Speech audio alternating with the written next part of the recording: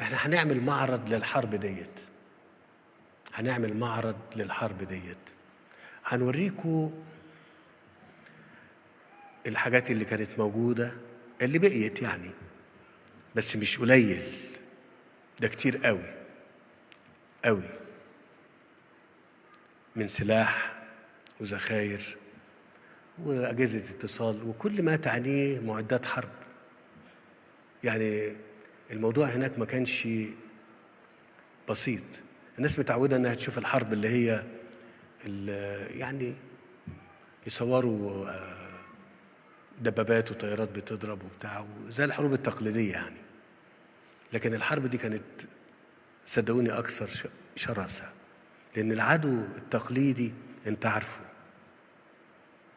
بتشوفه وتقدر تتعامل معاه وجها لوجه، ده ما بتشوفوش، ده